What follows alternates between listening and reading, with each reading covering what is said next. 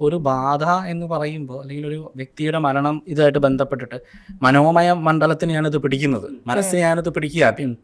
പിന്നീടാണത് ശരീരത്തിലേക്ക് റിഫ്ലക്റ്റ് ആവുന്നത്. അതുകൊണ്ടാണ് ഞാൻ പറഞ്ഞത് ഈ ധനഞ്ജയൻ എന്ന് പറയുന്ന പ്രാണനാണ് പ്രേതം അല്ലെങ്കിൽ ഇതായിട്ട് നിൽക്കുന്നത്.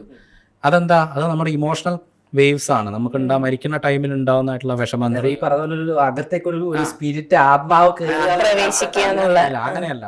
അപ്പൊ ഇതെന്താന്ന് വെച്ച് കഴിഞ്ഞാൽ ഈ വ്യക്തിക്ക് ഉണ്ടാകുന്ന ഒരു മാനസികമായിട്ടുള്ള ഒരു എന്താ പറയുക, ഒരു താഴ്ന്ന അവസ്ഥ, അത് ഇതുമായി കണക്ട് ചെയ്തിട്ടാണ് ഇത് വർക്ക് ചെയ്യുന്നത്. അപ്പൊ അതിനകത്ത് നമുക്ക് സൈക്കോളജിക്കൽ അപ്രോച്ചിന്റെ കൂടെ തന്നെ ഇത്തരത്തിലുള്ള ഈ തന്ത്രത്തിൽ നമ്മൾ ഈ ഉപയോഗിക്കുന്ന മന്ത്രങ്ങളും കാര്യങ്ങളും ഇത്തരത്തിലുള്ള മനോനിലവാരത്തെ ഉയർത്താൻ വേണ്ടിയുള്ളതാണ് ശരിക്കും. അപ്പൊ അത്തരത്തിൽ അതിന് വ്യത്യാസം വരികയും ചെയ്യും. പിന്നെ അത് പല മേഖലകളിൽ ബാധിക്കും.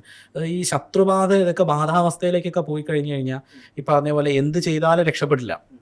സ്ഥിരമായിട്ട് പ്രശ്നങ്ങൾ വരിക, സ്ഥിരമായിട്ട് വിഷയങ്ങൾ സംഭവിക്കുക, സ്ഥിരമായിട്ട് കേസുകൾ, സ്ഥിരമായിട്ട് എന്താ പറയുക കലഹങ്ങൾ, ഇങ്ങനെയുള്ള ഒരുപാട് വിഷയങ്ങൾ ഈ ശത്രുദോഷം ശത്രുബാധയായി മാറിയാൽ, എങ്കിലും ഒരു കൂടോത്രം ചെയ്തൊരു വിഷയം അത് നമുക്കൊരു ബാധയായിട്ട് വന്നു കഴിഞ്ഞാൽ ഇത് ഭയങ്കരമായിട്ട് പ്രശ്നം ഉണ്ടാകും.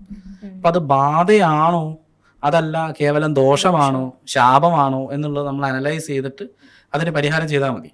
അപ്പോൾ അത് കൃത്യമായിട്ട് അതിന് മാറ്റം വരുത്താൻ പറ്റും.